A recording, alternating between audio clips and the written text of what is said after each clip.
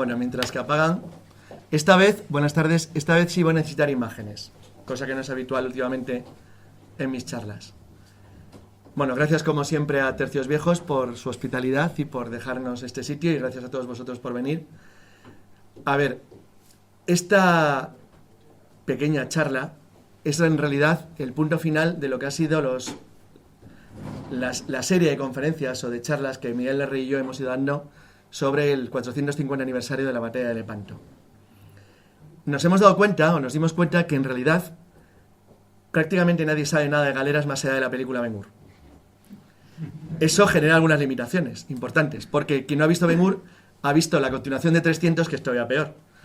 Entonces, en este sentido, hay una serie de errores tan grandes que consideramos que era también preciso, incluso para especialistas, el aclarar algunas cuestiones básicamente referentes al presentismo, es decir, a la aplicación de nuestros criterios históricos presentes cuando tratamos del pasado, porque nos lleva a errores y a errores muy graves. Una de las últimas veces que me sancionaron en Facebook, que es habitual, fue porque hice un comentario sobre esto. Yo dije que España no se ha recuperado nunca de la eliminación de la pena de galeras. Y es cierto. La eliminación de la pena de galeras fue una desgracia, porque si ustedes creen que la vida es dura, o alguna sufrió una vida dura, no saben lo que era remar en una galera. Eso sí que era una vida dura. Y todo lo demás, de nenazas. O sea, esto era de verdad una vida jorobada. La galera no era, y esto es la introducción esencial, porque está relacionado con lo que hemos escrito de Lepanto, ni un arma anticuada, ni un arma fuera de época, ni un arma en desuso, ni un arma inútil. Porque si hubiera sido así, los dos bandos que se enfrentan en Lepanto, que es la tercera mayor batalla naval de la historia de la humanidad, no hubieran utilizado galeras, hubieran utilizado otra cosa. Si usaron galeras es porque percibían tres cosas. Uno, que era útil. Dos, que era eficaz. Y tres, que le podía llevar a la consecución del objetivo principal, que es toda guerra, que es un objetivo político. En ese sentido, digan lo que digan los historiadores ingleses o americanos, la batalla de Lepanto no fue una batalla anticuada, fue una batalla de su tiempo. Es cierto, a lo mejor otro día lo podemos hacer, que si lo consideramos en el espacio, no muchos años después, solamente 11 después de Lepanto, se produce Terceras, que es el primer combate de la historia de la humanidad con naves de mancas en mar abierto, en mar oceánico, donde no hay remos, donde las naves se impulsan solo con vela. Sin embargo, podía haber ocurrido algo parecido en Lepanto, y no ocurre. Lepanto es una rareza por tres cuestiones. Primero, por la dimensión, ya lo he dicho, es monumental, una verdadera barbaridad. Segundo, porque se da de una manera que no beneficia a uno de los dos bandos, que sin embargo acepta la batalla, que para mí es el bando musulmán. Y en tercero, porque es inusual que un combate decisivo se dé en la historia en estas características. Lo normal es que uno de los dos bandos, el que se ve en peor situación táctica o estratégica, evite la lucha, no se enfrente. En este sentido, Lepanto se parece muchísimo a Golfo de Leyte, que es la mayor batalla de la historia de la humanidad naval. Entonces, es una reacción desesperada ante una situación complicada. La flota de Ali Bajá se ve obligada, en cierto modo, a evitar a la flota cristiana, que es la que le busque para destruirla, porque realmente no saben lo que van a hacer. Y ante esa situación deciden afrontar una batalla que tácticamente y estratégicamente no les interesa, que es lo que hacen los japoneses en Filipinas, exactamente igual, en el Golfo de Leyte. Es decir, bueno, la diferencia es que en el Golfo de Leyte, Filipinas es lo que está en medio, es una cosa absolutamente descomunal. Pero salvo eso, Lepanto, junto con Cabo Gnomo, es uno de los tres combates más grandes que ha habido en la historia del mar. Y nadie, prácticamente nadie, trata de lo fundamental, que es cómo combatían las galeras. Que era una galera, porque te cuenta todo el mundo la misma historia, pero nadie te cuenta dónde están los protagonistas, dónde están los elementos, las máquinas que vas a utilizar. Porque la galera es una máquina. Y aquí meto un pequeño comentario antes de empezar ya finalmente. El problema de las galeras es que el motor de las galeras, aparte de, verán que tienen mástiles y velas, son las personas, es el remo. Hay un motor humano, y el motor humano condiciona la eficacia táctica de las galeras por la misma razón que el carbón condicionó en el siglo XIX la eficacia táctica de los barcos blindados. Si tú quieres llegar muy lejos, necesitas más agua y más comida. Pero si metes mucha agua y más comida, metes mucho peso, con lo cual tienes que llevar menos gente de armas o de guerra y menos material bélico. Si metes mucha pólvora, munición, material y soldados, tienes que reducir la cantidad del agua, con lo cual tus remeros llegan más cerca. Entonces, ese condicionamiento es el mismo que tiene el vapor. Si tú cargabas mucho carbón, tenías el problema que no podías cargar mucha munición. Pero si cargabas mucha munición, no podías cargar mucho carbón. Con lo cual, lo que te hacía más poderoso te hacía llegar más cerca, y lo que te hacía llegar más lejos te hacía más débil. Es exactamente el mismo problema. Lo que pasa que basado en motores humanos.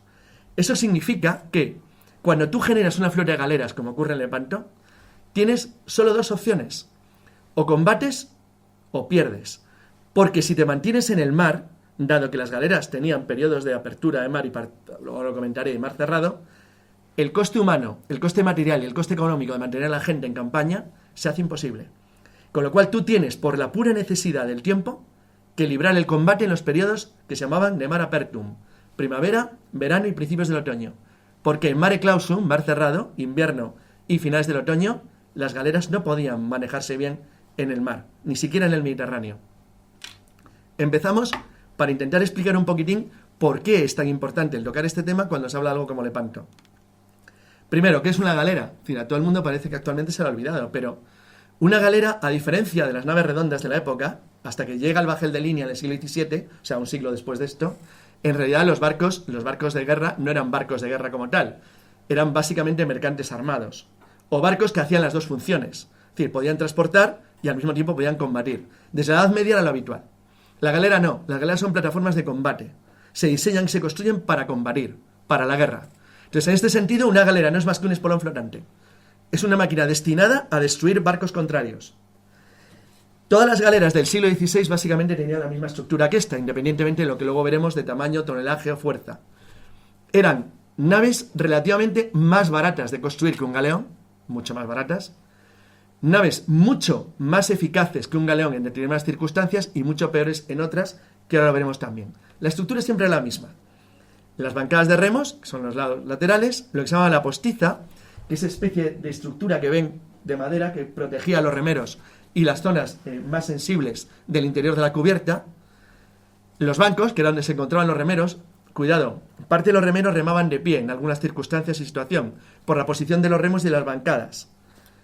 El espolón, que era el arma principal de la galera, que era con lo que se embestía la nave contraria. Luego veremos un detalle interesante en Lepanto sobre los espolones. La tamboreta, que era la plataforma que estaba colocada encima del espolón, que era por donde la infantería saltaba la nave enemiga una vez embestida. La rumbada, que es esa especie de pasarela que va de estribor a babor, colocada detrás del primer palo, que es donde se concentraba la infantería que atacaba, y donde estaban los cañones de posición de crujía. La crujía era la línea que seguía entre los banqueos de remos, que era una especie de pasarela, que era lo que permitía moverse a la gente de guerra, es decir, a los soldados que iban en la galera. Y finalmente atrás estaba la carroza, que haría el mismo efecto que los puentes en los barcos redondos. Era donde se encontraba la oficialidad y el mando de la galera. Tanto el capitán de mar como el capitán de guerra, que en las galeras todavía se distinguían. Las velas, si se fijan, van, en este caso, aparecen recogidas, y aparecen recogidas porque es la posición que tendría una galera al librar un combate. Olvídense de Ben-Hur. En la época romana, ningún barco romano entraba en combate con las velas desplegadas. Tiraban los mástiles abajo y utilizaban las naves como si fueran espolones, exclusivamente, como elementos para embestir. Los griegos hacían exactamente lo mismo. O sea, la Ben-Hur es un disparate de arriba abajo. Por supuesto, nadie lanzaba una catapulta desde una galera, salvo que te quieras hundir o seas idiota. Pero bueno, en las películas eso queda muy bonito. Entonces, en realidad, no lo hacían jamás. Pero en el siglo XVI sí se dejaban los mástiles, pero las velas se recogían. Se recogían porque el objetivo de la galera en combate era intentar embestir a la nave contraria. En este sentido, como las galeras eran exclusivamente naves de combate, no tenían otra función, el objetivo de toda la galera era básicamente combinar fuerza y velocidad. Eran los dos elementos. Normalmente, y por una especie de tradición, esto es más o menos teórico, pero en líneas generales vale, había dos grandes tipos de galeras que era la evolución de 3.000 años de guerra en el mar. O sea, esto no era algo viejo, en su época esto era algo muy moderno. No hay comparación posible entre esto y una galera de las de Ben-Hur.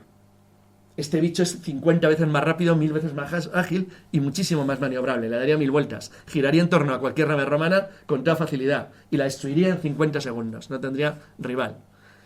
¿Por qué? Porque en el fondo era una nave mucho más moderna.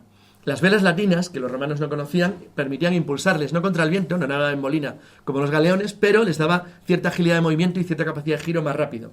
La capacidad de la posición de los bancos, que era una evolución de los dromones bizantinos medievales, muy mejorados por los venecianos en la parte final de la Edad Media, les daba una enorme agilidad y rapidez. Una galera bien dirigida, si no era muy pesada, era un bicho peligroso. Las naves ponentinas, o sea, las de Poniente, las nuestras, las de Italia, España y Francia, en líneas generales eran más sólidas, más grandes y más pesadas.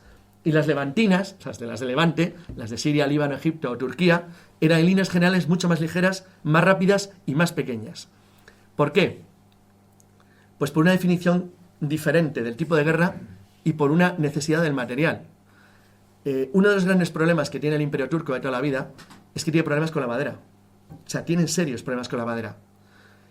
Por poner un ejemplo, cuando la flota turca intenta apoyar a los sultanatos del Golfo Pérsico y a los musulmanes de la India contra los portugueses, la obsesión que tienen es cómo conseguir el montar una flota equivalente a lo que tienen los portugueses en el Índico, con naves que tienen que construir en lo que es el Mar Rojo. Es decir, en el Mar Rojo. Dices, bueno, ¿y cómo lo haces? Pues trayendo madera. ¿De dónde? De donde la tienen. De los bosques de Georgia o del sur de Rusia. ¿Cuál es el problema? Que eso es un camino en el mar que los caballeros de San Juan, que entonces estaba en Rodas, lo convirtieron pues en una especie de escabechina. Se quedaron a machacar una tras otra todas las naves de transporte de madera que los turcos intentaban llevar a Egipto. Eso es, que lo pongo como ejemplo, significa que el gran problema que tenían las naves levantinas es que tenían problemas para conseguir una madera de calidad y una madera resistente y sólida. Y eso les condicionaba, por un tema de precio, también la capacidad de las embarcaciones que podían hacer. Consecuencia, aunque las naves occidentales eran más sólidas, las suyas eran más rápidas y acostumbraron su sistema de trabajo a la velocidad y a la agilidad. Esto tampoco era un efecto, y de hecho lo hacían bastante bien. Primera cuestión, bueno, esto me voy a detener poco. En realidad había muchos tipos de galeras, he puesto un ejemplo, pero podía haber muchas más. Era una denominación convencional, o sea, galera real era la que llevaba el estandarte, la galera patrona, almirante o vicealmirante eran las que dirigían las flotas, la bastarda era una galera que era más fuerte que la ordinaria, pero más pequeña. La sutil, naves sutiles son las ágiles, serían por ejemplo las galeotas o galeras ligeras entre los musulmanes, o las medias galeras, que eran las que eran más pequeñas. Bueno, eran denominaciones que se daban a los tipos de naves que eran muy similares en su estructura, cambiaban ligeramente en la posición de los bancos, en la posición del velamen y en el tamaño y el tonelaje. ¿Por qué? Porque sus funciones eran distintas.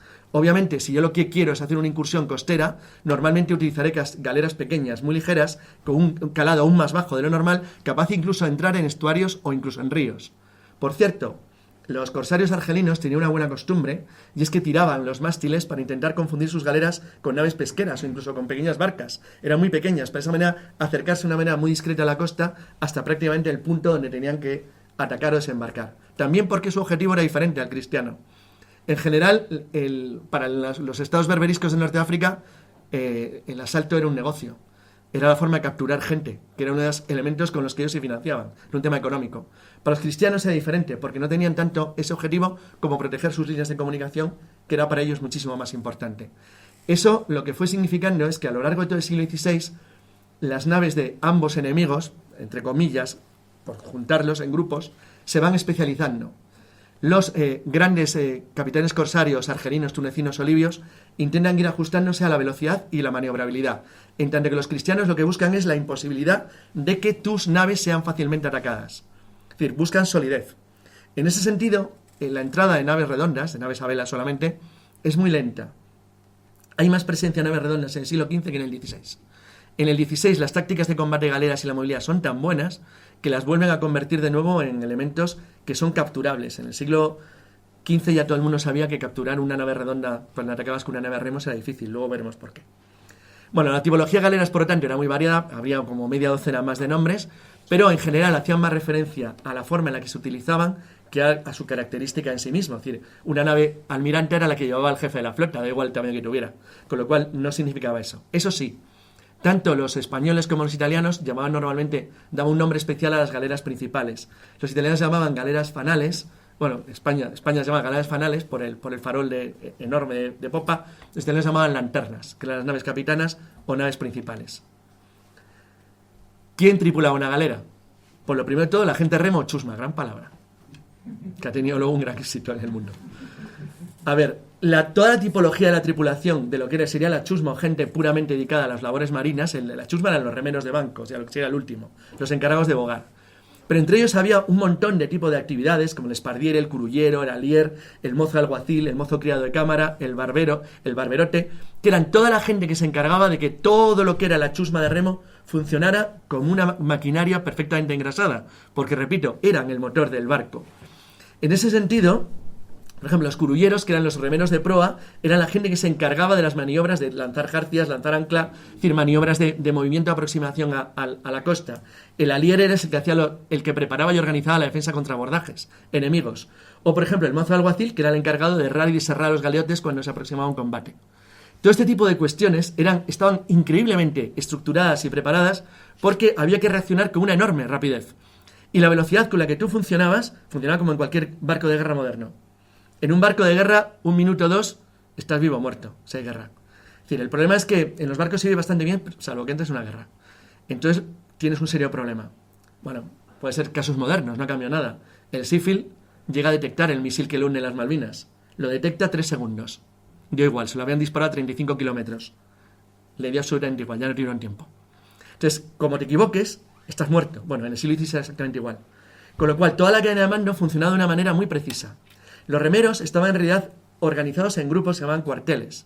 O sea, había grupos de remo clasificados y preparados en función de las necesidades que se podían dar en un determinado tipo de remo de combate. Exactamente igual, la parte militar de la galera estaba también organizada en grupos, preparado tanto para la defensa de la galera de un posible ataque enemigo como para el contraataque sobre las naves que tenías cerca o que eran naves que tú ibas a atacar. Luego lo veremos en algún detalle cuando hablemos de táctica de combate 1 a 1. Lo interesante de todo esto es que los remeros no trabajaban de una manera general, sino que estaban ordenados en tipologías de boga. Esos tipos de boga eran en la forma en la que tú decidías mover tu barco cuando lo hacías por impulso humano y no de vela. La boga ordinaria, que es el remo estándar o normal, la boga de pasar el banco o pasar boga, que es lo que sería, es decir, cuando tú pasas el guión del banco es cuando tú te mueves más allá de lo que es la línea tuya, que tienes asignada porque te están preparando para utilizar más fuerza todavía, que sería el máximo sería la boga arrancada o boga cascada, lo que en la película Ben-Hur llaman boga de ariete o boga de combate, que es cuando tú navegas a máxima velocidad posible contra un enemigo al que quieres embestir con el espolón o cuando quieres escapar de él, que esto es otro tema interesante. La boga larga o largatoria, que es cuando tú normalmente utilizas a una parte de los remeros con una función y al resto con otra. Es decir, tener en cuenta que los bancos de remos eran como líneas de hileras, como si fuera una especie de anfiteatro, en el cual no era la posición, pero tú cogías una posición que iba desde estar de pie hasta estar sentado. Normalmente los bancos se intentaban cubrir con cuero para evitar daños en la piel de los propios remeros y se cuidaba bastante, es decir, contra lo que tú no puedes pegar latigazos a los remeros, porque entonces la galera no funciona muy bien. Es decir, hombre, cuando con un ligero dolor de espalda un latigazo, remas mal. Entonces, realmente, aunque era una pequeña guarrería y una galera, la verdad es que se intentaba que los remeros no se murieran, porque era tu motor. También es cierto que todos los remeros eran conscientes de lo que pasaba si su galera se perdía. Estaban muertos. Con lo cual, era un estímulo bastante interesante de cara a portarte bien cuando llegaba el momento. Normalmente los especialistas experimentados en galeras, es decir, los que vamos a ver ahora, es decir, la gente de mar, el piloto, el comitre, el conserje, los pilotos prácticos, todos los que había en una galera, cada uno con su función, tenían como misión principal que todo funcionara en el momento que tenía que funcionar. En las galeras del siglo XVI, hasta bien entrado el XVII, se distinguía entre gente de mar y gente de guerra. La gente de mar o de cabo eran los encargados de tripular la embarcación, en tanto que la gente de guerra era la gente encargada de combatir. Aquí España tenía una rareza. Es decir, la monarquía hispánica, palabra que sabéis que odio, o bueno, los que me conocen saben que me parece una idiotez de palabra, es muy bonita, pero no significaba nada. Todo el mundo del siglo XVI decía España, y todo el mundo sabía lo que era España, aunque fuera napolitano o siciliano. La gente no era tonta. Entonces, bueno, pues cuando la monarquía hispánica decide a finales de la década de 1530 el embarcar tercios de manera permanente, es decir, que es el antecedente de la actual infantería marina, creas una anomalía, y es que decides que parte de tus unidades de infantería sirvan permanentemente en el mar. Esto es interesante porque hasta entonces siempre se había hecho lo mismo en todas partes. Tú cuando tenías una campaña naval embarcabas a infantería. Eso puede estar muy bien o muy mal, porque dependía mucho de cuál era la calidad de tu infantería. Básicamente si se mareaban o no, si vomitaban, si sabían nadar. Son pequeños detalles sin importancia, pero que cuando estás en el mar tienen alguna. Entonces esto, que habitualmente, por ejemplo, en las historias no se suele valorar, es importantísimo. Si tú eras capaz de tener un número pequeño de gente con capacidad de conocer el mar, aunque fueras a lo mejor peor soldado que tu enemigo, eso te da una enorme ventaja. te da una enorme ventaja a la hora de la verdad, porque te hacía que cuando llegaba el momento importante no te pusieras a vomitar porque te marearas, no te diera un pasmo, que no tuvieras ni idea, o te estuvieras ahí dando vueltas como un pambarote. Funcionabas mucho mejor. Entonces, en ese sentido, las galeras de la monarquía hispánica a partir de 1530-40 empiezan a tener de manera permanente tercios embarcados. En Lepanto no, en Lepanto se embarca todo lo que se encuentra porque no hay más remedio, lo hacen los dos bandos. Los berberiscos, que a diferencia de las naves cristianas, sí confundían, como ocurrió luego en el siglo XVII en todo Occidente, las labores de mar y de guerra, normalmente funcionaban con un criterio distinto, que es el criterio típico de todos los piratas, el que luego coge el duque de Osuna en el siglo XVII en su campaña contra Turquía, que es que como vas a por botín, el concepto es distinto. Todos colaboran en el remo, todos colaboran en la vela, todos colaboran en el asalto y en el combate. Perdón, en el remo no. Ah, por cierto, otro detalle. Olvídense también de Ben-Hur. Los romanos usaban esclavos en sus galeras. Los berberiscos y los cristianos sí. Sí, aquí sí había gente forzada al remo. Es verdad que había lo que se llamaba buenas boyas, que eran gente que por alguna razón se alistaba voluntariamente para remar, que hay que echarle ganas, pero tenían ciertas ventajas en el trato, obviamente. No se les trataba igual que a los condenados o a los que estaban prisioneros de guerra o que pasaban una condena en el mar.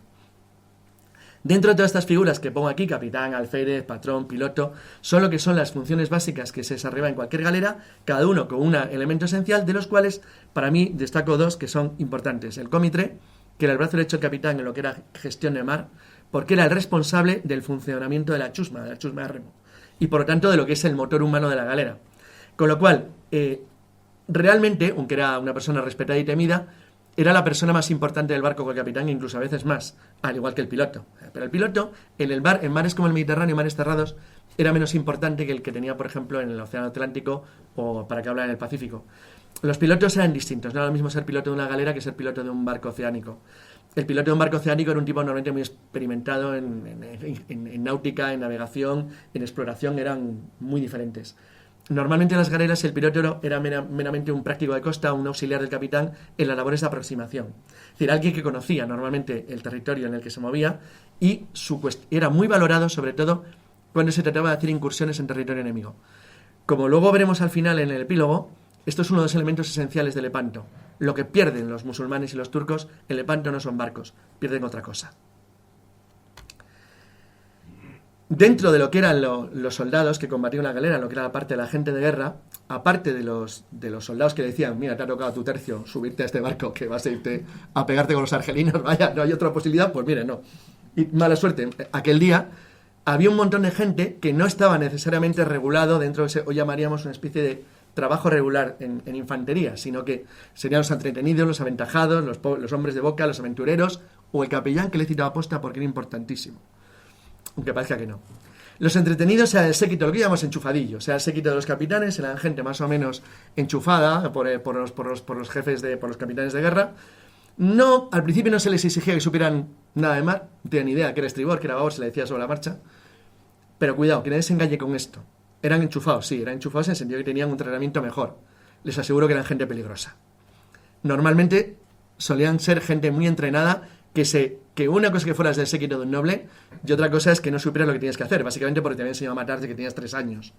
Y entonces de hecho, son uno de los, para mí, unos elementos esenciales, tanto ellos como los aventureros, así entre comillas, que eran los soldados de fortuna, simplemente, lo que llamaríamos mercenarios, gente que se alistaba por botín o por preparativo por una gran armada. En Lepanto son decisivos, porque se pagan su propio equipo, eran casi todos gente con mucha experiencia en guerra y sobre todo eran gente que tenía un material excelente y sabían cómo usarlo. Lo que genera una diferencia, una especie de gap, una brecha muy notable con lo que tenían los turcos y sobre todo los norteafricanos y levantinos. Este es un detalle importante, es una de las cosas que para mí decide el combate naval en Lepanto. Los aventajados eran combatientes que habían sido elevados de rango o de categoría por acciones notables dentro de su propia galera, es decir, eran una especie de marineros distinguidos. Muchas veces no tenían un sueldo especial, una especie de ventaja económica tal, sino una especie de distinción, que podía ser muchas cosas una galera, desde comer mejor hasta dormir mejor. O sea, recordar que una galera, tú dormías prácticamente ahí, tirado en una especie de mantilla, tirado encima de la cubierta, y había pocos lugares donde esconderte, y si llovía, pues llovía, y si hacía frío, pues hacía frío. Entonces realmente el ser aventajado es que tenías alguna ventaja que te homologaba un poco a los nobles, o la baja nobleza, o a los oficiales que rodeaban al capitán de guerra y al capitán de mar. Bueno, los marineros obviamente eran los encargados de la maniobra del barco, los que gestionaban el barco. Aquí hay un tema interesante, es decir, se les exigía un oficio, en un oficio se aprendía obviamente desde niños, pero no necesariamente en las galeras combatían. Bueno, no necesariamente, hasta que saltaban tu galera, claro. Entonces ya no tenían más remedio. Con lo cual normalmente tenían una cierta experiencia, pero porque básicamente todo el mundo en la España de la época, en la Europa de la época la tenía. Y en la Europa también. O sea, todo el mundo, desde que era niño, más o menos sabía apañárselas en una especie de combate rudimentario. Los nóceres eran muy interesantes porque eran algo así como marineros experimentados. Normalmente eran los que se encargaban de realización de maniobras como auxilio al capitán, y en ausencia suya, en un combate, una herida, lo que fuera, podía incluso, es decir, el patrón, los segundos oficiales, alféreces, quien estuviera en la galera sabía que tenía gente técnica con la que podía contar.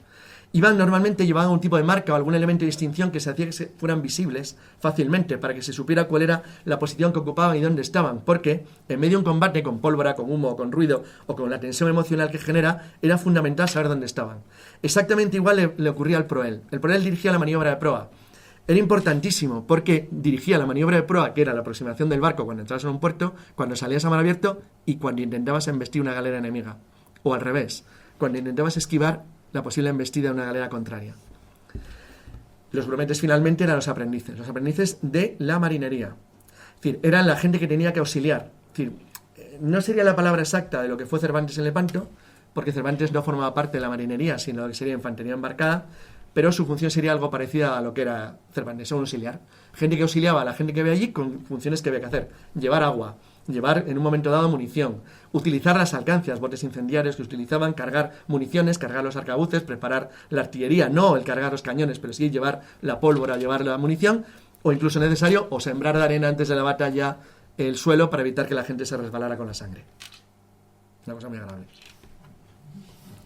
Los pajes no eran exactamente igual que los grumetes, porque aunque los pajes se ocupaban aparentemente de lo mismo, limpieza, poner la mesa, preparar comida, en realidad trabajaban para los caballeros o nobles que iban a la galera, en una especie de sirvientes. No sería nada raro que un paje acabara luego, con el tiempo, convirtiéndose en un soldado distinguido, incluso, bueno, un pequeño, que llamaríamos, no un equivalente, porque no existía, algo equivalente a una especie de suboficial. Acababan muchos enrolados en la milicia porque acababan, por el servicio de su señor, convirtiéndose en gente relativamente experimentada. Los artilleros eran gente de mar, esto es interesante, por lo menos en Castilla y en Aragón, y luego en la Italia española, estaban más asimilados a la gente de mar que a la gente de tierra, aunque no necesariamente tenía por qué ser así. Pero lo era por una razón, porque era lo que hoy llamaríamos obreros especializados. Es decir, manejar una lombarda o un falconete, un arma de la época pesada, era complicado, era peligroso, y aunque también hacían labores de marinería, eran como marineros especializados. En un momento dado, eran los que se encargaban de la artillería. A diferencia de los barcos redondos, en la artillería en las galeras solamente ocupaba proa popa, porque en los lados laterales tenía los remos. O la artillería giratoria, los falconetes, o cualquiera de los cañoncitos que tú tenías que podías girar y mover para protegerte de abordajes enemigos o apoyar al abordaje tuyo a las naves contrarias. Los artilleros también se encargaban de lo que hoy llamaríamos, bueno, lo que se llamaba entonces arcabuces de paso o arcabuces de borda. Tiene un nombre que estoy intentando acordarme ahora mismo, pero bueno, el arcabuz de borda era un arma pesada que se utilizaba los trastos enormes de calibre hasta el calibre 26. Bueno, para que les haga una idea, un rifle de asalto del ejército español tiene calibre 5,56, tiene una balita como esta, no sé, bueno, un poco más que esto. Un arcabuz de parapeto del siglo XVI tenía calibre 26. O sea, si te pegaba un tiro te partía en dos. Entonces, y da igual que llevas armadura. Entonces, realmente, este tipo de armas que se utilizaban para desbaratar los intentos de asalto contrarios o para proteger el intento de asalto de tu galera, se colocaban sobre las bordas y formaban parte de lo que se llamaba artillería menuda. El falconete era artillería menuda. A mí no me gustaría que un falconete me diera. Pero bueno, era artillería menuda. El problema es que si disparaba yo un falconete ahora mismo contra la fila izquierda, los 4 primeros quedarían convertidos en pulpa. Pero era menuda. O sea, porque si pegaba un cañonazo arrancaba la fila hasta donde estaba María José Alfonso. Si no quedaba nadie. Entonces, realmente, en ese sentido, se buscaba especialidad porque la mayor parte de los cañones todavía de la época era muy raro usar cañones fundidos, seguían siendo cañones compuestos, que eran anillas de hierro, de bronce, que se iban combinando y eran peligrosos. O sea, si no los tratabas con cuidado, podían reventar, podían hacer explosión y podían generar más daño al que lo usaba que al enemigo. Bueno, el boticario y el dietero, cuando digo que se refieren a las escuadras aquí, es porque los médicos normalmente estaban asociados a escuadra, a la nave. Sí, las naves solían llevar un cirujano, no es que fuera un médico, era cualquier cosa, una especie de matasanillos, alguien que sabía cómo coserte una herida, cómo cicatrizártela a fuego calentito, esas cosas que se hacían tan agradables en el siglo XVI. Y finalmente, los pañoneros, despensores y mayordomos, en el fondo era básicamente lo mismo, eran los responsables del mantenimiento del agua, de la comida, de las vituallas, incluso también del material que tú llevabas. Las galeras, cuando se embarcaban para campañas largas, llevaban de todo, desde material, desde planchas preparadas para reparar posibles averías en el casco hasta velamen de repuesto. Porque te podías encontrar con cualquier circunstancia inesperada. Incluso llevaban los toneles de agua que se calculaban, estaban calculados para una distancia máxima. Hay que tener en cuenta lo que acabo de decir. Las galeras libraban sus campañas normalmente en verano. El Mediterráneo normalmente tiene un pequeño detalle en verano, es que hace un calor de cuidado. Ahora y en el 16. Eso significa que necesitas más agua y que se evapora todo más rápido. El calor estropea también más los alimentos y no tienes forma de conservar. Con lo cual, necesariamente, tú tenías que tener muchísimo cuidado con que lo que tú conservabas o cargabas estuviera en buenas condiciones. Porque si no, te puedes encontrar con que tu motor se estropeara. Y es que si le da una pequeña cagadera a toda la tripulación, tienes un pequeño fallo. Es decir, no te pasa nada si estás en medio flotando y en medio entre Baleares y Córcega. Pero si estás en la costa argelina y te han visto, tienes un pequeño problema. Bueno, puedes trabajar un tiempo como esclavillo en Argel, que es algo muy sano, no te puedes sentar durante una temporada. Pero... Los toneleros, bueno, eso lo sabe todo el mundo, el tonelaje de un barco depende de la carga de los toneles, bueno, es una forma, unidad de medida que nace a partir de la Edad Media. El alguacil, eran la gente que se encargaban, pues bueno, de todo lo que era. El alguacil era muy interesante porque era la que se encargaba del mantenimiento del herraje de la chusma, es decir, existía, todo el mundo, los remeros iban encadenados, no siempre, no necesariamente, pero estaban vigilados para, hombre, no dejaban de ser gente peligrosa, normalmente enemigos esclavizados o gente que hoy llamaríamos de mal vivir, o sea, no era muy agradable. Sí, vamos, no era con lo que te puedes ir a tomar unas copas, lo que remaba en una galera. Es decir, desde luego no era la alta sociedad, eso os lo garantizo. Pero es cierto que tú sabías que dependías de ellos, igual que ellos de ti. O sea, si querían seguir vivos, y por alguna razón, esto es una cosa que un día Miguel y yo lo hablamos, le hemos dado muchas vueltas. Cuando lees más en profundidad de lo que estoy contando yo hoy, yo creo que la mitad de la gente ahora se suicidaría. No podría soportar una vida en una galera, es imposible. O sea, me da que es imposible. O sea, es tal barbaridad, tan brutalidad, que me parece muy difícil que alguien lo aguantara, pero lo aguantaban, ¿eh? Duraban años incluso. Años ahí metidos, todo el día. Y la verdad es que eso significaba que eran tipos algo más duros que nosotros. Luego estaban los olfateadores, que eran las cosas para mí más geniales que tenían las galeras. Los olfateadores fue un invento veneciano de finales de la Edad Media, pero sus grandes desarrolladores fue la Orden de Malta. A ver, las galeras, la chusma y la no chusma vivía allí. Es decir, hacían pipí, popó allí. De vez en cuando alguien se echaba algo de agua para que aquello se limpiara un poco, pero las galeras apestaban. Era una guarrería inmunda. Cuando las galeras entraban en invierno en los puertos, a veces se sumergían en el agua para quitar toda la mierda que llevaban allí, porque era imposible quitarlo. Eso significaba que las galeras olían muy mal. Los venecianos primero, y luego todos los demás, pero la Orden de Malta, ya digo, llegó a niveles absolutos de verdadera virguería, descubrieron que una de las cosas mejores que podías hacer era buscar a especialistas, normalmente cogían niños con buen olfato, que lo calculaban, y los entrenaban con perfumistas y con especialistas en distinción de olores, para intentar captar con el viento las galeras enemigas más allá del horizonte, como si fueran radares humanos. De manera que les permitía incluso enfocar la forma de posición de aproximación de barcos que no veían. Esto tiene elementos interesantes, tan para bien y para mal. Es bien conocido que el ataque a Malta, que es el antecedente de lo que luego va a provocar Lepanto, empieza porque 3 galeras de la Orden de Malta, que las dirigía el mejor navegante corsario de la orden, que era el caballero de Romegas, tenía el mejor olfateador de galeras probablemente de la historia, un niño italiano que se llama Bruno Carpa, que luego muere en la galera San Juan en Lepanto con Fray Alonso de Tejada, en una nave de la Lengua de Castilla. Entonces muere con 21 años, él le había encontrado con 10 años en Mesina y le entrenó con un perfumista de Lyon para que fuera capaz de captar las esencias en el aire. Entonces él capta una nave más allá de la visión. Entonces él sabe que se trata de una nave rica porque capta perfumes solar, una cosa increíble. Entonces deciden atacar la nave, que es una nave pesada de carga, que llevaba una escolta de 400 genízaros, que después de 4 horas vieron que había botín interesante, y después de 4 horas de darse tortas con ella, la consiguen tomar. En esa nave, la Orden de Malta capturó más botín que los corsarios ingleses y piratas en el Atlántico durante 10 años, en un solo día. Pero en esa nave iba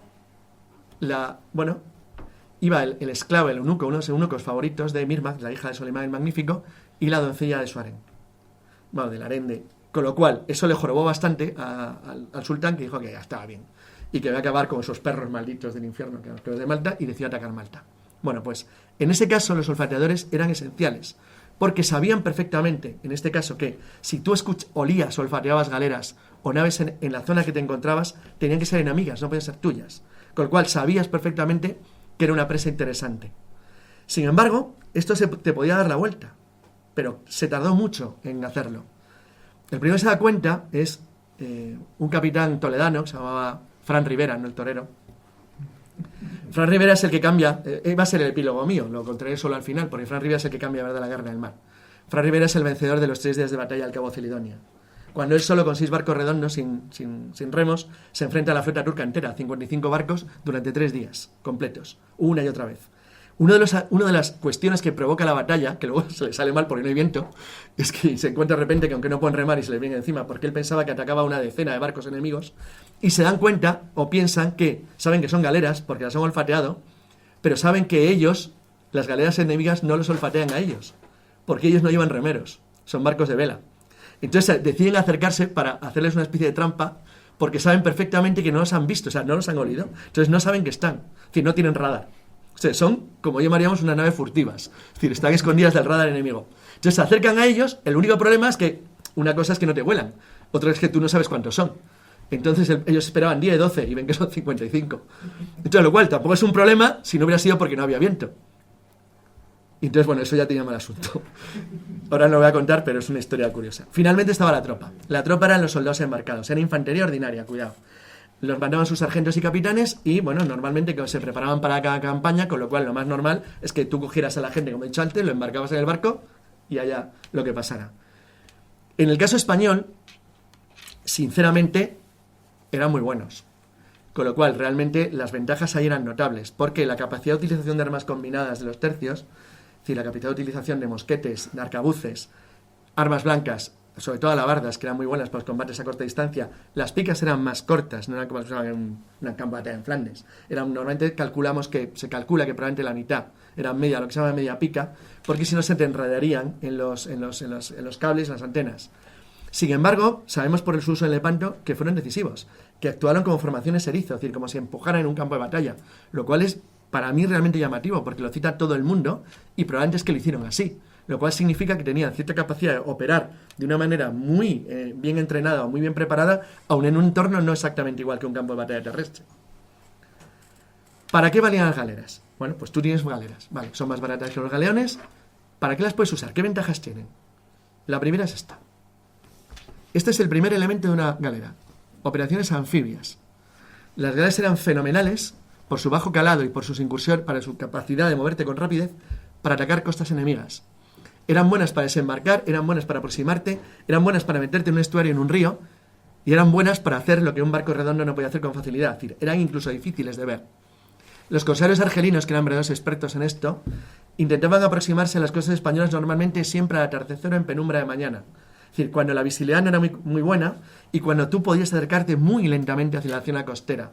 Tener en cuenta que en el caso de Argelia, Túnez o Libia, el objetivo era coger gente. Es decir, el valor económico de los cristianos del sur de Europa eran ellos mismos. Es decir, ellos para remar en las galeras y para trabajar como esclavos, y ya todo el mundo sabe para qué.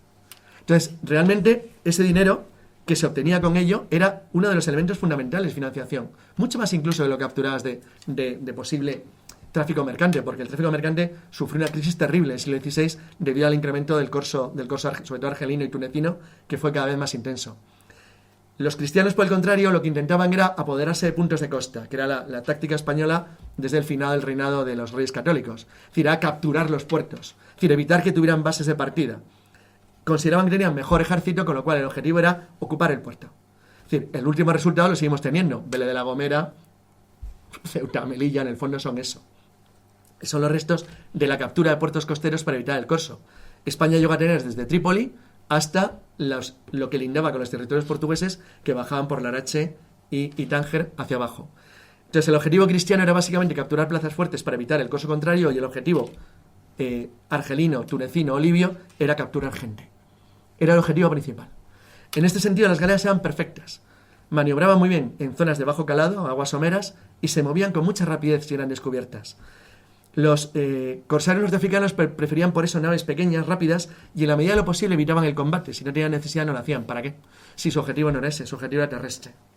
No hace falta, cualquiera que lea literatura del 16-17, el miedo terrorífico que había en la costa española, italiana, era horrible. O sea, en España todavía se nota aún. En la estructura demográfica, desde Almería hasta Valencia, no hay nada. Es decir, las ciudades vivieron de espaldas al mar hasta el siglo XIX. En el siglo XVII, todavía los turcos llegaron a una incursión hasta Villena. Es decir, que se dice pronto. En una de las incursiones del XVII, los moriscos de Salea atacan la ría de Vigo. Entonces, es decir, hay que tener en cuenta que eran peligrosos todavía de verdad. ¿Qué táctica tenían cuando se enfrentaban? Primero, aparte de la operación anfibia, lo más normal es que se enfrentaran dos galeras. Galera contra galera. ¿Cuál era el objetivo cuando se enfrentaban dos galeras? Recordad, las galeras solamente tenían artillería en la proa y en la popa.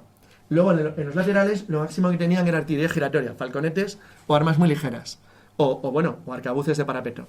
Eso significaba que el objetivo de toda galera era intentar a corta distancia para intentar embestir con el espolón, que era lo tradicional, y a partir de usando la rumbada saltar sobre la nave enemiga. Por lo tanto, el juego entre dos galeras era un juego de maniobra y velocidad. Ganaba el que se moviera mejor, con más rapidez, para intentar colocar, en la medida de lo posible, tu espolón contra alguno de los puntos sensibles del enemigo. Hombre, lo perfecto sería pegarle lateral, pero eso es muy difícil. Con lo cual, normalmente, las galeras levantinas llevaban algo más alta el espolón para intentar empujar algo más arriba. En tanto que las galeras cristianas, que eran más sólidas, las ponentinas, lo que intentaba era hacer que, aunque te embistieran, tú llevaras una ligera ventaja luego en el combate de infantería. Luego había una rareza, que eran los verdaderos expertos, que eran los caballeros de Malta, que como les iba hombre, gente delicada no era. Entonces, realmente su objetivo era siempre intentar acertar distancia, lo que llaman el abrazo, coger a la galera de cerca, porque sabían que como los pillaban de cerca se acabó. Iban a ganar seguro. Entonces, ¿por qué iban a ganar seguro? Bueno, pues básicamente porque los entrenaban desde niños para matar. Y como eran además gente con pasta y con dinero, tenían el mejor armamento, las mejores armaduras, el mejor entrenamiento y los mejores maestros. Es lo más parecido a un caballero Jedi que se pudiera imaginar en la historia. Claro, caballeros en una galera puede que hubiera 3 o 4, no más. Había algún sargento y algún mercenario experimentado y luego el resto eran soldados contratados o mercenarios. Pero con 4 o 5 era suficiente. Sabían lo que tenías que hacer. Cuando en Lepanto las 4 galeras del Orden de Malta quedan solas frente a Ulúcali, que les tenía un odio terrible desde lo que había ocurrido 6 años antes, de hecho es uno de los elementos que decía la batalla, porque cuando Ulúcali consigue crear un hueco apartando a Doria para intentar acercarse al centro, están las 4 galeras maltesas allí. Entonces, el problema es que las tiene que tomar una a una. Dices, bueno, era una superioridad numérica de 10 contra 1. Sí, 10 contra 1, pero es jorobado. Le llevó una hora. Eso sí, los mataron a todos. Es decir, creo que en total hubo 6 supervivientes, las 4 galeras de los de Malta. A todos, literalmente. Pero el tener que matar a todos, les aseguro que es jorobado, ¿eh? Eso ir, tener luego que meter la espada por entre las armaduras, luego quitar la cabeza, eso lleva tiempo, es un poco desagradable. Y la verdad es que no es fácil, sobre todo porque como el otro no quiere que le mates, pues entonces, y está haciéndote lo mismo a ti, pues es jorobado. Entonces, estas cuestiones hacían que un combate entre galeras, si se conseguía enzartar que no era tan fácil, fuera difícil. En líneas generales, una de las dos intentaba escapar. Esto es un detalle interesante. O sea, tampoco se crean las películas. Nadie iba buscando al enemigo como si fuera un pirata del Caribe, una porra. Si tú veías un enemigo en que te debes de salirte. Es decir, porque si eras argelino o norteafricano no tienes ninguna ventaja con una galera enemiga. Y si eras cristiano, normalmente la única ventaja que tú podías tener es que te eliminabas uno que iba a dañar tu costa a tu país. Normalmente eran más bien las galeras cristianas que buscaban a las galeras contrarias, que las galeras contrarias buscaban normalmente tráfico mercante o costa. Normalmente intentaban evitar el combate porque no tenía ningún sentido para ellos. Pero si lo hacían, lo hacían. En Preveza lo hacen increíblemente bien. En Preveza la maniobra, que es la mayor desastre cristiano del siglo XVI, la capacidad de maniobra de las galeras de Barbarroja es infinitamente superior a Andrea Doria, le gana con total claridad, a pesar de que la flota cristiana era mucho mayor que la flota musulmana. Pero la capacidad de maniobrar en mar abierto les da una ventaja enorme, porque les permitía moverse a su aire. ¿Qué es lo que no pueden hacer en Lepanto? Cosa que a mí siempre me ha llamado mucho la atención, y luego diré por qué. Luego está el segundo problema. ¿Y si la galera se enfrentaba con un galeón? Pues aquí había un problema. Desde la Edad Media, la galera cuando se enfrentaba con un barco redondo ya tenía un problema esencial, y es que el barco redondo era más alto. Con lo cual era como atacar una pequeña fortaleza con el problema de que tú te mueves por el oleaje, no estás quieto. Con lo cual el barco, que encima tiene velas, se puede mover él solo. Entonces, eso le daba cierta ventaja de movilidad que ya se aprecia desde principios del siglo XV y XVI. De hecho, hay un caso muy conocido, un navegante guipuzcoano, se llama Machín de Rentería, llevaba una pequeña carabela, o sea, muy parecida a la Pinta, o sea, un barquito. Fue atacado por 20 galeotas argelinas cerca de Alicante. Durante un día entero no consiguieron tomar la nave de Machín. No pudieron. Imposible, absolutamente. Eso demuestra que si tú estabas bien organizado y motivado, y no te apetecía ser esclavo en Argel, tenías cierta ventaja si tú le ganabas por 2 metros de altura a cualquier enemigo. Y estabas bien organizado. ¿Cuál era la desventaja, la única posibilidad que tenían las galeras cuando atacaban un barco redondo? Pues atacarle por propa o por proa. Porque los barcos redondos tenían la artillería colocada en los lados, principalmente. Que tuvieran cañones de frontales y traseros, de popa y proa, normalmente su fuerza artillera estaba en lateral. Con lo cual, la única posibilidad de la galera era intentar cogerle por los lados. Es decir, o bien por de frente o bien por detrás. Hay montones de cuadros de este tipo que, si se fijan, las galeras están atacando la proa, la popa del barco. Van por detrás, porque es donde pueden asaltar al galeón, porque si se colocan en un lado, los van a machacar. De hecho, en Cabo Celidonia, lo que intenta Francisco Rivera, es intentar unir sus barcos redondos al ver que no hay viento y dejarlos maniobrar para dar el costado lateral a las galeras turcas que vienen hacia él. En el día siguiente, donde él decide sorprender a la flota turca, que los coge en formación, lo que hace es un doble 8, para utilizar primero sus cañones de estribor y los de babor. Entonces, en ningún momento lo que deja es que los barcos enemigos se acerquen, porque si se acercan están muertos. De hecho, estuvieron a punto de tomar el Concepción, no pueden porque los falconetes y la artillería giratoria consigue parar el asalto, porque se asalta con una pequeña fortaleza. Y eran genizas, los que eran gente competente. El problema también es que existe también un elemento como eso lo hemos hablado mucho, pues, entre especialistas y gente que hace recreación. Tú no puedes reconstruir lo que sientes cuando ves que a los que tienes a tu lado de repente miras y no tienen cabeza, o han perdido el brazo, o lo has perdido tú, porque es lo que te ocurre cuando te acercas a un falconete. Entonces, estas cosas son bastante desagradables y entonces hacen que tu moral, pues hombre, se resienta un poco. Entonces, porque te lo piensas un poco y dices, bueno, sí, puedo subir ahí arriba, pero... Y si subo y hay un tío con muy malas pulgas y tiene una alabarda de 1,80 m, ¿qué? Entonces, pues esas cosas que no se suelen tener en cuenta en las películas ocurrían en la realidad. Finalmente, las galeras son lo que quiero terminar, son el producto de 3.000 años de historia. O sea, esto no es una cosa improvisada. 3.000 años dan para aprender mucho. Con lo cual, los capitanes de galera y los estrategas en tierra sabían perfectamente lo que tenían que hacer. Eso hacía que tuvieran una estructura de formaciones que se adaptaban a las necesidades. Las dos formaciones básicas eran la formación de línea y la formación de frente. En frente iban como en paralelo y en línea una detrás de otra. La formación con vanguardia, que ven ahí, es una formación clásica en línea, en la cual unas naves se colocan haciendo un semicírculo delante. Normalmente, si era por el día, se adelantaban entre 15 y 20 millas náuticas. Si era por la noche, retrocedían a 8 o 6, para estar relativamente cerca de los faroles de iluminación de marca de la flota que tú protegías. Cuando había mar abierto, cuando era día y tenías visibilidad, te adelantabas para que tus olfateadores fueran capaces de captar las galeras enemigas o los barcos contrarios o visualizarlos en el horizonte. Y se abrían en una especie de arco o de pantalla para proteger a la flota tuya que intentaba mantener la formación. Cuando no se mantenía la formación, se llamaba navegar, es una palabra muy bonita, en patulea, en caos, que era cuando no había orden especial, te dejaba navegar libremente. Las dos formaciones de ataque básico eran la cuña y la tenaza. En la cuña, normalmente la galera más poderosa se colocaban enfrente para posición de embestida, de manera que las naves tuyas se colocaban en una posición abierta, como si fueras... Cuidado que luego veis que el triángulo es distinto. Te abrías para de esa manera tú cubrir un espacio más grande, pero poderte prestar ayuda inmediatamente, de manera que si algo iba mal, la galera que iba trasera se podía pegar y suministrar gente a la que iba adelante, o al revés. La formación en tenaza era cuando tú tenías ventaja numérica normalmente. Te abrías así, para cogerle dentro al enemigo. Es lo que hacen los turcos. Bueno, los turcos hacen una cosa distinta que vamos a ver luego. En Cabo Celidonia, el segundo día intentan una apertura en tenaza. El tercero intentan directamente cuña. Es decir, porque ya van a por ellos directamente. ¿Qué buscabas cuando tú te abrías en tenaza? Cuando tú tenías superioridad numérica sobre el contrario, intentabas envolverlo de una manera que él no pudiera abrirse hacia los laterales tuyos. Claro, ¿qué exigía? La formación en tenaza es típica de un ataque cuando tú vas a atacar con superioridad numérica un barco mercante. La formación en cuña es clásica cuando tú vas a atacar una formación enemiga de naves de guerra, como las tuyas.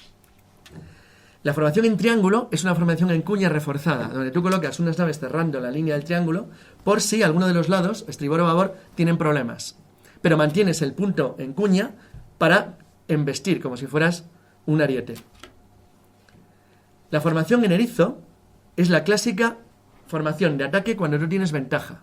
Cuando tú sabes que tu enemigo, te puedes decir, bueno, ¿y por qué ese pequeño erizo? ¿Por qué le haces esa forma curva? Pues por lo contrario justo a lo que hace, por ejemplo, Aníbal en Cangas. Es lo mismo.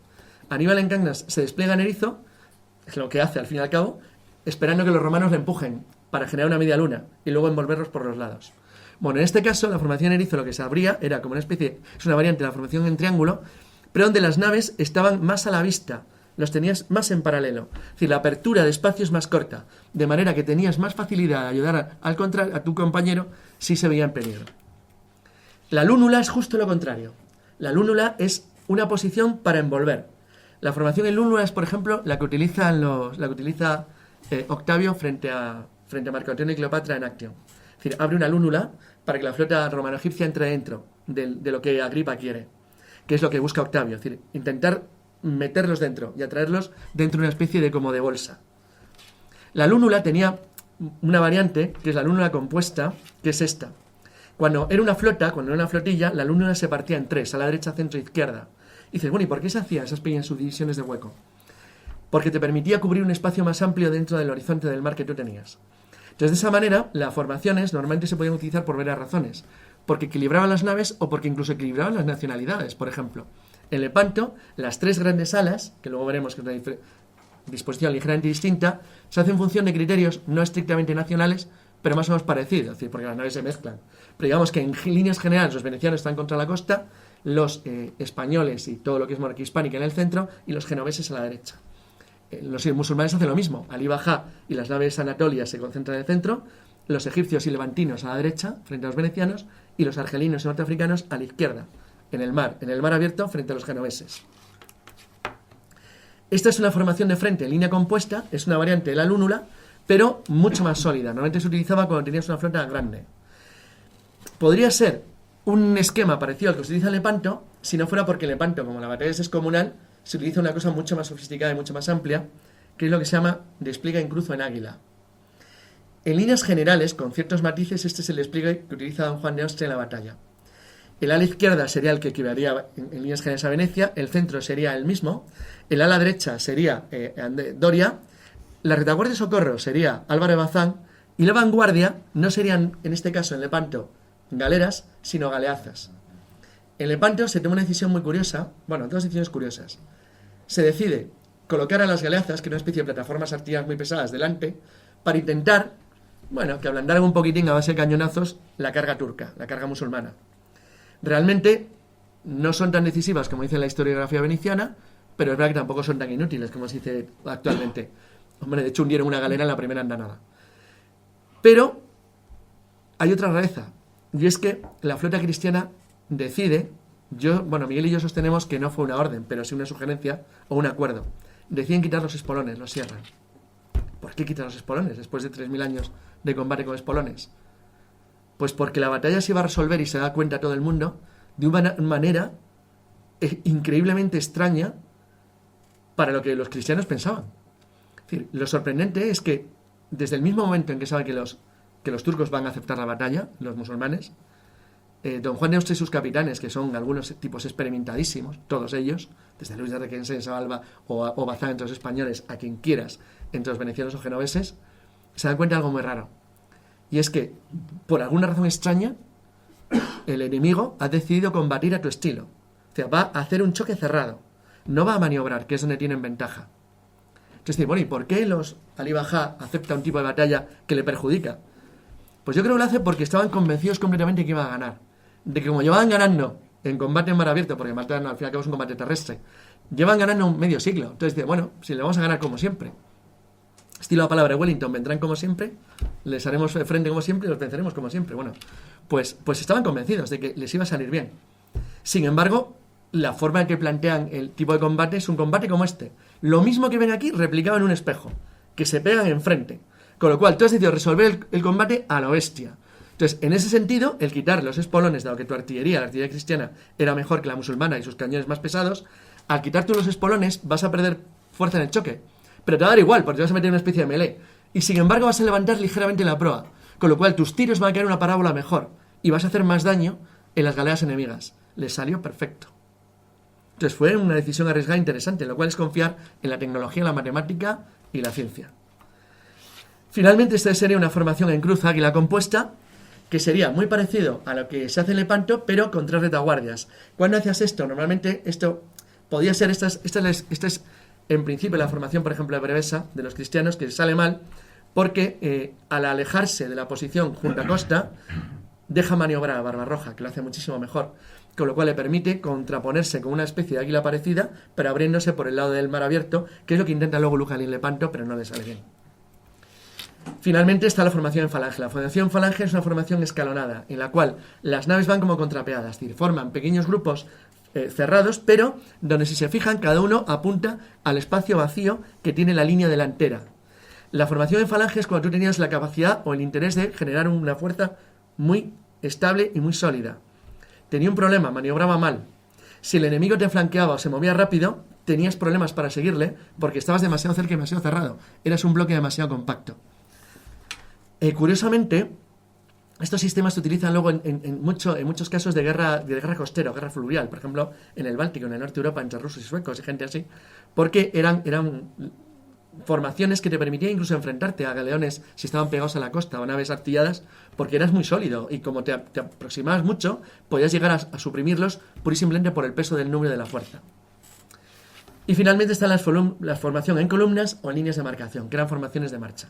La columna era la más sencilla, porque era fácil de aprender y de seguir, y tú tenías siempre referencias en la línea con tus compañeros, y la línea de marcación era lo mismo que la falange, pero en línea, es decir, abriendo espacios intermedios entre cada uno de los barcos.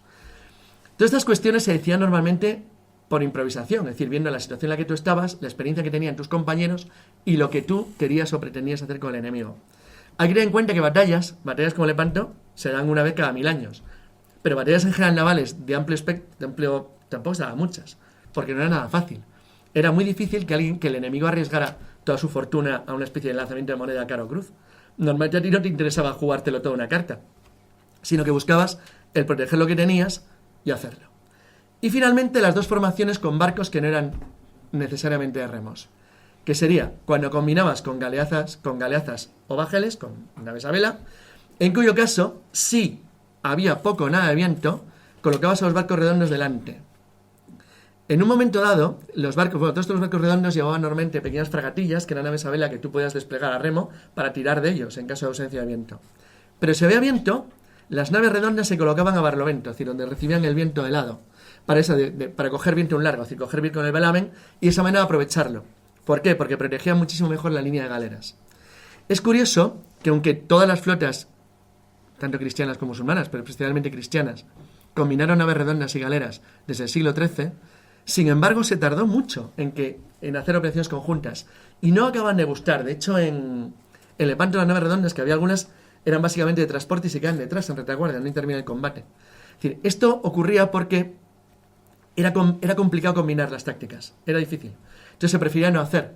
Entonces se prefería no hacerlo porque no ofrecía, es decir, daba más dificultades a veces que ventajas. Con lo cual tú preferías concentrarte en lo que sabías manejar bien y dejar el otro que dependía de factores distintos para si hubiera más suerte. ¿Qué es lo que lo cambia todo? Pues lo que lo cambia todo es la capacidad en la mejora del velamen de las naves redondas, la capacidad de coger viento en contra, navegar en bolina, y la capacidad de hacer naves más ligeras y rápidas que poco a poco se van imponiendo a las galeras, por lo cual no es de extrañar que tan solo 100 años después de la batalla de Lepanto, las galeras estaban ya en franca decadencia y 200 años después habían desaparecido prácticamente por completo. Esto significa que, aunque la tecnología caminaba hacia los bajeles de línea, hacia los bajeles con artillería pesada colocada en las bordas, no era tan sencillo todavía en el siglo XVI suplir las galeras. Y por lo tanto, que es por lo que quería contarles esto hoy, no era tan de idiotas el utilizar galeras en Lepanto. De hecho, el resultado demostró que era una idea inteligente y bastante sabia para lo que se tenía en la época. Así que si quieren alguna pregunta, por mi parte.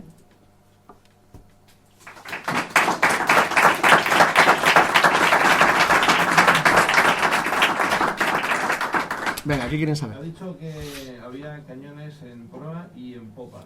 También laterales, pero eran más menudos, eran Las ligeros. que serían las culebrinas, ¿no? A lo mejor. Claro, vamos, al principio eran bombardas, luego fueron culebrinas y finalmente cañones fundidos, fueron evolucionando, pero la limitación la seguías teniendo, y es que donde estaban las bandas de remeros, los bancos de remeros, era muy difícil instalar cañones. Los podías colocar sobre la crujía, pero eso te afectaba a la flotabilidad y a la maniobrabilidad del barco, con lo cual al final se limitaban simplemente a los arcabuces de parapeto o a los falconetes, es decir, al armamento giratorio.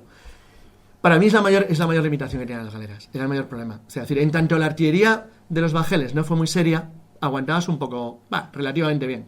Pero cualquiera que haya leído lo que ocurrió en Cabo Celedonia es que da miedo. O sea, cuando empiezas a ver la descripción, a ver, en Cabo Celedonia, cuando se aproxima la primera oleada de barcos turcos, es decir, como tienen tiempo, porque no hay viento, y saben que los van a matar, porque es lo que piensan, los 5 barcos castellanos lo que hacen es que empiezan a cargar el material de los cañones a medida. Tenían unos 8 o 9 tipos de munición diferente. Los empiezan disparando balas rasas, es decir, bolas de acero, casi a la velocidad supersónica, a ras de agua, para intentar tocar la línea de flotación. Cuando se va acercando cambian a estoperoles, dardos con clavos, balas al rojo, balas unidas con cadenas para arrancar. Pero claro, eso contra una galera que te viene de frente, arrancas los mástiles y las cabezas, los brazos, las piernas, de todo lo que pille. Eso, como digo siempre, afecta a la moral. Si tú disparas contra lo que yo estoy viendo ahí, una bala así, y pega la línea central y no tiene cabeza nadie, la línea central, cuando tú miras, pues bastante que te afecta. Pero si tú eres el remero, que es lo que se mueve la galera, y te lanza dos bolas unidas con cadenas, que te arrancan todos los brazos y todas las piernas y todas las cabezas de 4 o 5 líneas de bancada, te voy a hacer girar. Porque vas a perder la maniobra de uno de los lados. Al girar vas a molestar a la grada al lado y has perdido el rumbo. Pero cuando te coloques de lado, te voy a pegar en la primera andanada de disparo, te va a dar contra los laterales. O sea, es decir, una vez que los bajeles tuvieron fuerza artillera suficiente, se acabó. O sea, se acabó. Porque además encima podían jugar. O sea, en Cabo Celedonia meten balas calizas que se convierten en el metal a reventar. Balas lanzadas al rojo para incendiar a las galeras contrarias. Balas incendiarias. Todas las barbaridades del ser humano. Balas con cuchillas para quitar las jarcias y los cables de las antenas de los barcos enemigos. Pero hace lo mismo con piernas, brazos o cabezas. O sea, todo esto generaba un horror de tal nivel que era muy difícil de soportar. Es que no lo aguantabas. O sea, es que no se podía. Es que humanamente y psicológicamente era imposible. Una PT funcionaba, una PT como la que llevaba Kennedy cuando estaba en el ejército era exactamente igual que una galea zar corsaria, idéntico. La idea la táctica y la doctrina era la misma, era intentar sorprender a barcos más grandes por velocidad, rapidez y utilización, en este caso un arma que tú no tenías, que era el torpedo. El torpedo era más inseguro que un misil guiado, obviamente, pero era bastante eficaz. Sí, es básicamente lo mismo. Son lo que se llaman, mira, de hecho, cuando los corsarios cuando se expulsa a los moriscos, y los moriscos, especialmente hornachos, crean la República del Burre Grec, la República de las Dos Orillas, en lo que hoy es al lado de Rabat. Ellos lo que hacen es, como tienen dinero y odio, se dedican a básicamente conseguir comprar a capitanes, principalmente holandeses e ingleses, con los que crean las primeras naves redondas de las repúblicas, en este caso una república musulmana. Pero estos no están en el Mediterráneo, están en el Atlántico y tienen naves redondas. Con lo cual deciden hacer corso, y el corso no lo dirigen contra España y Portugal principalmente, sino al norte, contra las islas británicas y llegaron hasta Islandia. ¿Por qué? Porque no tenían barcos adecuados para perseguirlos. Es decir, los ataques corsarios a las costas del sur de Europa eran tan habituales que estaban acostumbrados a tener lo que se llama navegación sutil. Pequeñas barcas, pequeñas naves rápidas que podían competir contra una galeaza, una galera ligera enemiga. Los ingleses no tenían nada parecido, ni los holandeses. Con lo cual les pillaron sin capacidad. Hasta que no desarrollaron a finales del 17 las fragatas, que eran mucho más rápidas. Las fragatas en sentido moderno, porque había una nave vela que se llamaba fragata, pero era otra cosa. No tenían cómo cogerlas, no podían. O sea, se les escapaban. Y por supuesto, lo que he dicho es exactamente así. La navegación de torpederas tiene el mismo sistema que la de galeras ligeras. Sorprender por la velocidad, la rapidez y la sorpresa. Había 3 tipos de señales. Las principales eran toques de trompeta o toques de sonido. Pero en un sitio como Lepanto eso es imposible. Porque por el ruido, no escuchabas, por el ruido de la pólvora o el humo. Entonces tenían otros 2 sistemas alternativos. Uno que se mantiene hasta la época de la vela final, o sea, en Trafalgar, que es la comunicación mediante botes. Es decir, en toda la batalla de Lepanto había botecitos que estaban mandando órdenes de un lado a otro, permanentemente. Había pequeños barquitos que iban, dígale a don Luis que se mueva a la derecha, que hay un argelino malo en medio. Entonces, iban mandando instrucciones de lo que tenías que hacer. Y lo otro eran banderas. Por ejemplo, cuando Romegas cuando su olfateador capta a la nave Kustingaga, lo que hace es que hizo unas banderas jaqueladas en negro y blanco que le indicaba cambio de rumbo. De manera que las 2 galeras que iban con él, que lo ven, simplemente saben que tienen que girar de vuelta 180 grados, dar la vuelta, 90, para perseguir al lado contrario. Entonces, las señales no se desarrollan con lenguaje hasta el siglo XVIII, más o menos, que ya son muy sofisticadas, la famosa de Nelson en Trafalgar. Espero que cada... Pues, aunque no eran tan sofisticadas, eran lo suficientemente sencillas para que se entendiera cualquiera. Normalmente eran maniobras rápidas, ir a izquierda, ir a derecha, reforzar frente, es decir, y se hacía por señales. Señaleros, que eran un grupo de marineros especiales que en las partes altas de los palos marcaban con banderas lo que había que hacer. Cuando se tramaban las galeras, ¿los remeros voluntarios participaban en combate? Sí, pero los buenas boyas nunca iban encadenados. O sea, ¿participaban en el sí, combate? claro, participaban en el combate. En algunas ocasiones combatían incluso. Los marineros en principio no combatían, en el siglo XVI. Luego, cuando se convierten en naves de mar y guerra, combatía todo el mundo. No lo hacían, pero sabían hacerlo. Entonces, en el caso de las buenas boyas, no iban nunca encadenados, jamás, al fin y al cabo eran voluntarios, que cobraban un sueldo, malillo, eran mileuristas, pero por lo menos no estaban ahí jorobados. Se contaba con ellos. De hecho, una cosa muy inteligente que ocurre en Lepanto es que lo primero que hacen los cristianos cuando van saltando las naves enemigas es liberar a los prisioneros, porque eran cristianos. De hecho, liberan a 15.000 galeotes, muchos de los cuales son armados en plena batalla para colaborar en las labores de asalto de la galera de al lado. Porque Lepanto, como es una especie de masa de combatientes pegadas, lo que se convierte... Bueno, Lepanto el problema que tienes es que no puedes escapar. O sea, no hay a dónde ir. O sea, se sabía claramente cuando empezó la batalla que el que ganara iba a machacar al contrario, porque no tienes a dónde escapar. De hecho, bueno, los cálculos moderados dicen que se echan al agua unos 80.000 litros de sangre en la batalla, que no está nada mal. Entonces, bueno, el agua era rojo, literalmente, está lleno de trozos humanos. En la galera de Libájanos te resbalabas con la sangre, la víscera, los trozos de persona que ibas andando por él. El horror de aquello es imposible de imaginar, o sea, una locura absoluta. Pero uno de los éxitos consiste en eso, es decir, los grupos de abordaje van armando a los galeotes que se van liberando para que colaboren con ellos, aunque solo sea por resentimiento, que para tener alguno, en el asalto de las galeras próximas, o incluso para reforzar las tuyas, porque los contraataques fueron habituales, sobre todo en la zona central, donde los musulmanes tenían geniza, los que eran gente bastante competente. A ver, yo empiezo por la segunda. Yo personalmente estoy de acuerdo con gente como Hugh Bicheno, que se han basado muchísimo. Mira, una de las ventajas de la historia actual es que ya no son solo historiadores. Es decir, además de historiadores, hay especialistas en otras cosas. Y especialista puede ser desde biólogos hasta arquitectos, desde constructores náuticos hasta ingenieros agrónomos, yo qué sé. Hay un montón de gente que tiene una visión muy, muy buena de lo que rodeaba un combate y una batalla. Y esto con Hugh Bicheno. Aunque la artillería cristiana era mejor que la musulmana y la ventaja de quitar los espolones permitió mejorar el ángulo de tiro y las galeazas hicieron algo de daño, la batalla le decía el sistema de armas combinadas de la infantería española embarcada, claramente. Cuando digo español lo digo en término amplio, incluyo napolitanos, sicilianos, sardos. Es lo que lo decide, es decir, es clarísimo. Es decir, es un combate de infantería donde los tercios se mueven como si estuvieran en una batalla terrestre. Lo que pasa es que están flotando. Entonces, eso creo que es lo que decía la batalla claramente. Y lo segundo, la superioridad del segundo escalón de los cristianos. Es decir, los caballeros voluntarios, que eran miles y que eran gente muy acostumbrada a combatir desde niños, que se pagaba un equipo propio de mucha mejor calidad que el que tenían los enemigos, específicamente los norteafricanos. Respecto a lo primero, eso se resolvía de una manera muy curiosa, tanto en el lado turco, que ahí funciona mejor, que como en el cristiano. En la flota turca era igual de heterogénea. Es decir, el lado derecho, el de Siroco, eran libaneses, palestinos, sirios y egipcios. El lado central eran básicamente anatolios turcos, pero entre ellos había griegos, había todo. Y el lado izquierdo había argelinos, libios, tunecinos. Era una mezcla. Había 3 o 4 idiomas en las dos flotas. Es decir, la flota cristiana se entendía principalmente en italiano y la flota musulmana se entendía no en turco, se entendía principalmente en árabe. Sin embargo, lo que es verdad es que ambos tenían el elemento que hacía que eso que tú comentas no ocurriera. Que era que había por encima de ellos alguien con altísima categoría de mando. Juan de Austria era el hermano del rey, y punto. Del rey de España, no de cualquiera. Entonces, eso ahora puede que no significara nada, pero en el siglo XVI lo significaba. Y a pesar de que se ha exagerado mucho, no hubo tanta discusión, como se ha dicho en el Consejo de Guerra de la Real. Nada.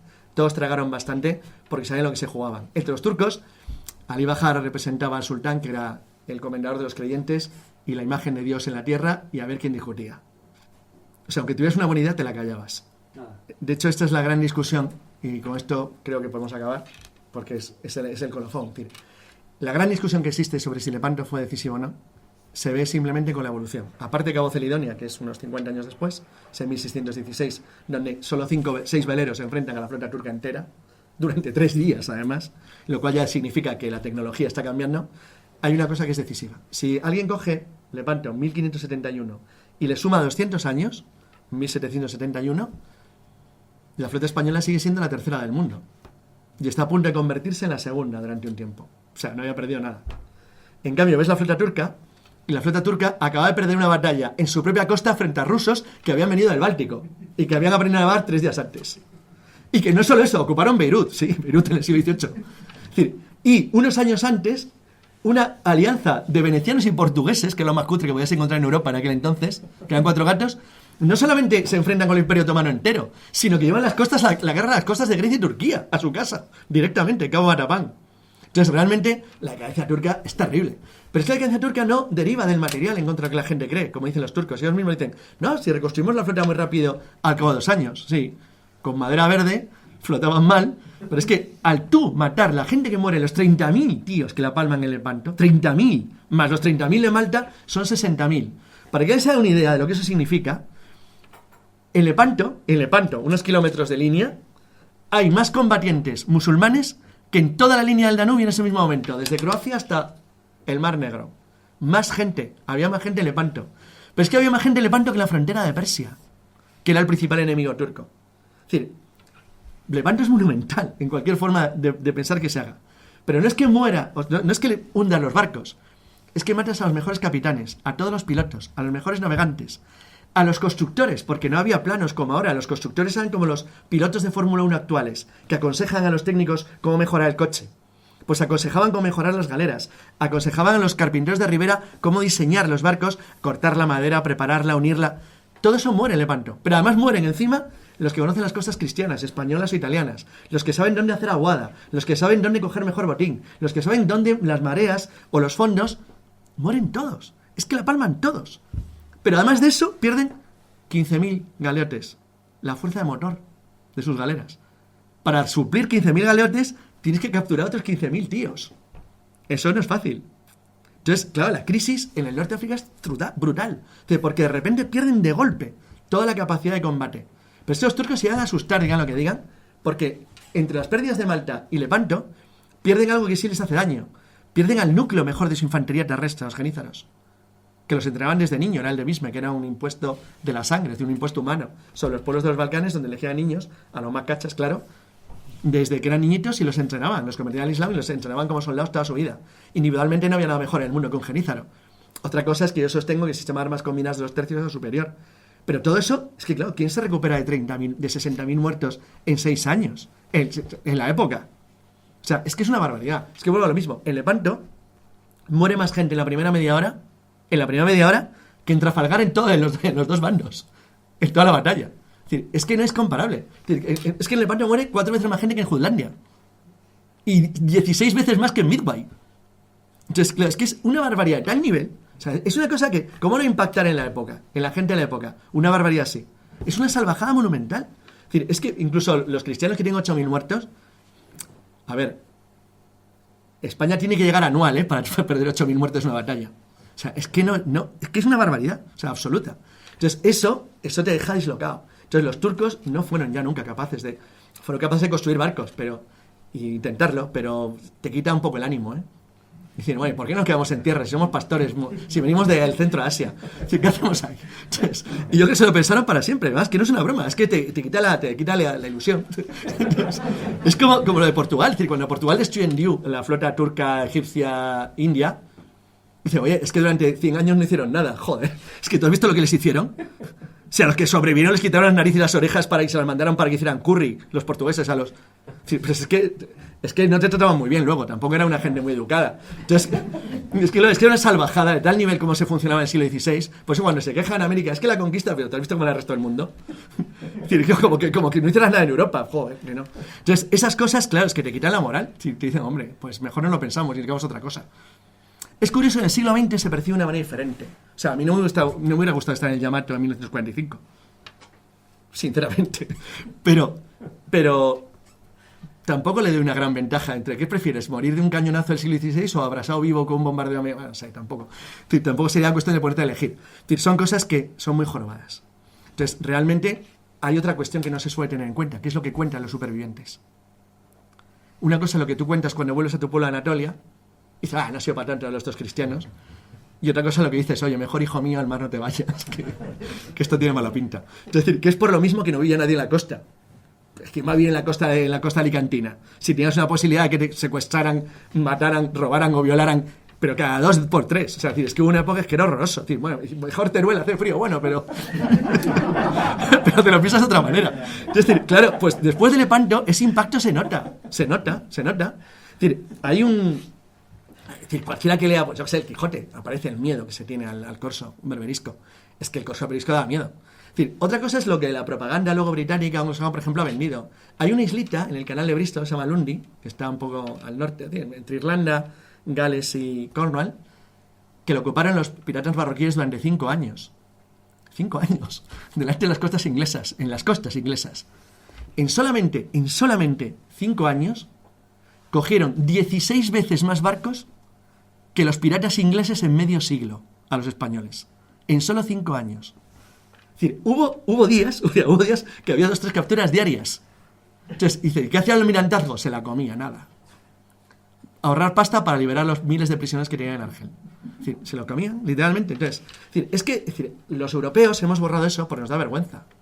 A los españoles, a los ingleses más, de los franceses a todos, nos da vergüenza. Sí, pero es la realidad. Es decir, era terrorífico.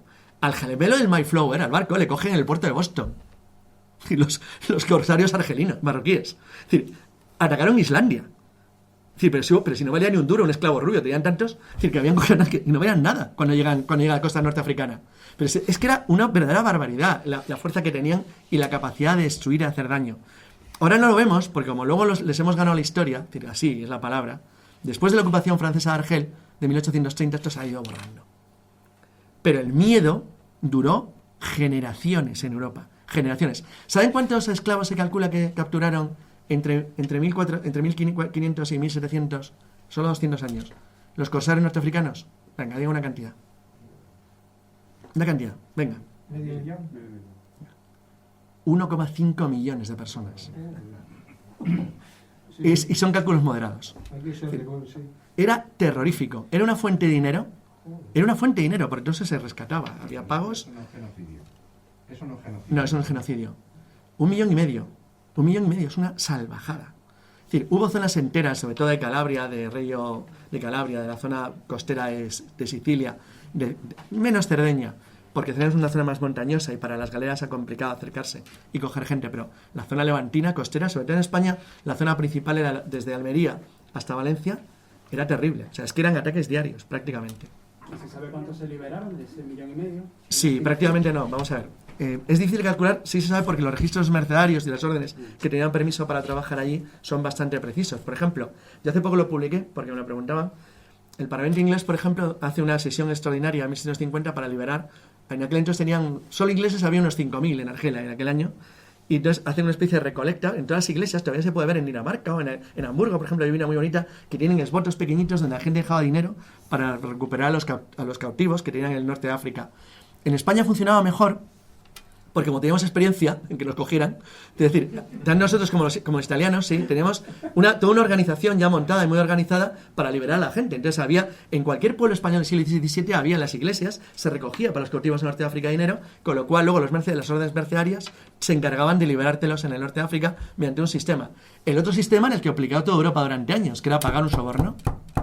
Se pagaba a los reyezuelos del norte de África para que no atacaran tus barcos y atacar a los del vecino. Entonces, cuando dejabas de pagar, pues te atacaban. Eso cometieron un error. Y es que a principios del 19, pues joder, les dio por coger unos barcos raros de una nación que tenía estrellitas y barras en su bandera. Y la cagaron, pero bien. Porque les sentó mal a los americanos.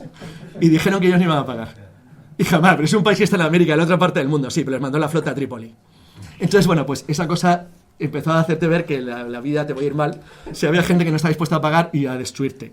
Pero las expediciones de castigo, por ejemplo, españolas o francesas, holandesas o italianas, eran constantes. Es decir, no sé, Argelia era un lugar que España o alguien de la Europa cristiana bombardeaba cada generación. Les hacías un poco de daño, les molestabas un poco y volvían a la carga igual. Entonces, por eso he dicho siempre que el sistema español, en tanto pudo, fue siempre el mismo. Ocupar los puertos del norte de África. Tenerlos sujetos, para evitar que tuvieran desde dónde partir. En fin, el caso paradigmático es Melilla. Melilla es perfecto. Melilla es una conquista privada. Directamente, donde estaban hasta las narices de que los tipos de la contracosta te atacaran todos los días. Y dice, ¿de dónde salen? Pues de aquí. Dice, pues si se lo quitamos, ¿qué pasa? Y se lo quitas, punto, ya está. Y lo mismo hicieron en el Pelión de Vélez de la Gomera, en las Alucemas, en las Chafarinas, en todo punto. Ceuta era una plaza fuerte increíble, pero era portuguesa. En toda la costa. Y España llega a extenderse hasta Trípoli, que eso le regala la Orden de Malta, como junto con Malta le regala a Trípoli, que luego la pierden los caballeros. Entonces, el objetivo cristiano siempre era el mismo, intentar mantener puertos en Norte de África, porque Europa no buscaba prisioneros. Es verdad que ponías gente a remar, pero bastante tenías con los tuyos, no te hacían falta. Pero para el Norte de África era un negocio redondo, porque se forraban de pasta con la gente que cogían.